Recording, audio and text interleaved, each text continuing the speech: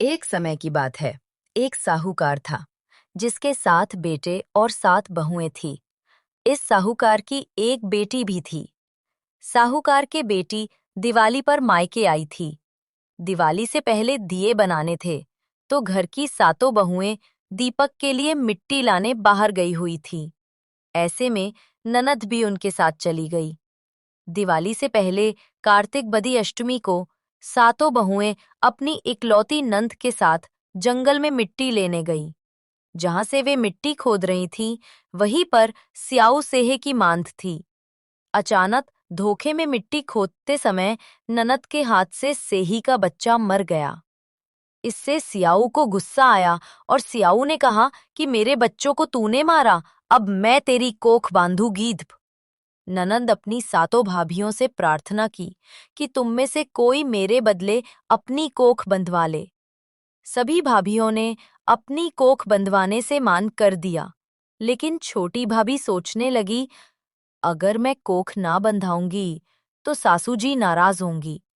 ऐसा सोचकर ननंद के बदले छोटी भाभी ने अपनी कोख को बंधा ली।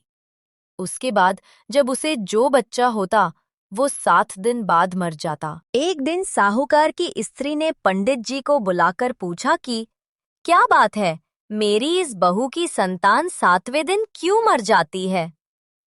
तब पंडित जी ने बहू से कहा कि तुम काली सुरही गाय की पूजा किया करो। उन्होंने बताया कि दरअसल काली गाय स्याऊ माता की भाईली है। वो तेरी कोख छोड़े तो तेरा बच्चा जिएगा। छोटी बहू ने पूरी लगन से गाय की सेवा की। वो गौ माता के उठने से पहले ही वहां की सफाई कर जाती थी। एक दिन गौ माता बोली कि मेरे जागने से पहले कोई रोज मेरी सफाई कर जाता है, सो आज देखूंगी। गौ माता खूब तड़के जागी, तो क्या देखती है कि साहूकार की के बेटे की बहू उसके नीचे सफाई आदि कर रही है।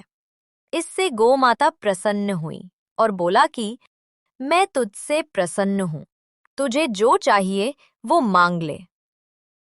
तब साहूकार की बहू बोली कि स्याऊ माता तुम्हारी भाईली है और उन्होंने मेरी कोख बांध रखी है, उनसे मेरी कोख को खुलवा दो। गौ माता ने कहा, अच्छा। तब गौ माता 7 समुद्र पार अपनी भाईली के पास उसको लेकर चलीं। रास्ते में कड़ी धूप थी, इसलिए दोनों एक पेड़ के नीचे बैठ गईं। इतने में वहां एक सांप दिखाई दिया। उसी पेड़ पर गरुड़ पंखनी के बच्चे थे। सांप गरुड़ पंखनी के बच्चों को मारने लगा। तब साहूकार की बहू ने सांप को मारकर ढाल के नीचे दबा दिया और बच्चों को बचा लिया। थोड़ी देर में गरुड़ पंखनी आई तो वहां खून पड़ा देखकर साहूकार की बहू को चोंच मारने लगी। तब साहूकारनी बोली कि मैंने तेरे बच्चे को मारा नहीं है, बल्कि सांप तेरे बच्चे को डसने आया था। मैंने तो तेरे बच्चों की रक्षा की है। इससे गरुड़ पंखनी खुश हुई और बोली कि क्या मांगती हो, जो मांगोगी वो मिलेगा। वो बोली, 7 समुद्र पार स्याऊ माता रहती है, मुझे तू उसके पास पहुंचा दे। तब गरुड़ पंखनी ने दोनों को अपनी पीठ पर बैठाकर स्याऊ माता के पास पहुंचा दिया। स्याऊ माता उन्हें देखकर बोली कि आ बहन, बहुत दिनों बाद आई।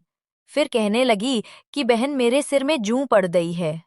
तब सुरही के कहने पर साहूकार की बहू ने सिलाई से उसकी जुएं निकाल दी। इस पर स्याऊ माता प्रसन्न होकर बोली कि तेरे 7 बेटे और 7 बहुएं हों। साहूकारनी बोली कि मेरा तो एक भी बेटा नहीं, 7 कहाँ से होंगे? स्याऊ माता बोली, वचन दिया वचन से फिरूं तो धोबी के कुंड पर कंकरी होऊं। तब साहूकार की बहू बोली, माता, मेरी कोख तो तुम्हारे पास बंद पड़ी है। इस पर माता ने कहा कि जा, तेरे घर में तेरे तुझे 7 बेटे और 7 बहुएं मिलेंगी। तू जाकर उजमान करना, 7 अहोई बनाकर 7 कड़ाई करना। वो घर लौट कर आई तो देखा 7 बेटे और 7 बहुएं बैठी हैं। वो खुश हो गई। उसने 7 अहोई बनाई, 7 उजमान किए, 7 कड़ाई की। दिवाली के दिन जेठानियां आपस में कहने लगी कि जल्दी जल्दी पूजा कर लो, तही छोटी बहू बच्चों को याद करके रोने ना लगे। काफी देर तक रोने की आवाज नहीं आई तो जेठानी ने बच्चों को भेजा।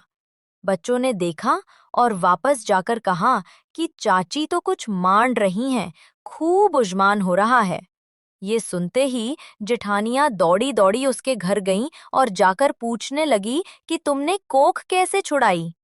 वो बोली, तुमने तो कोख बंधाई नहीं, मैंने बंधा ली। अब स्याऊ माता ने कृपा करके मेरी कोख खोल दी है। स्याऊ माता ने जिस प्रकार उस साहूकार की बहू की कोख खोली, उसी प्रकार हमारी भी खोलियों, सबकी खोलियों। कहने वाले की तथा हुंकार भरने वाले तथा परिवार की कोख खोलिए। सभी की संतान की रक्षा करना।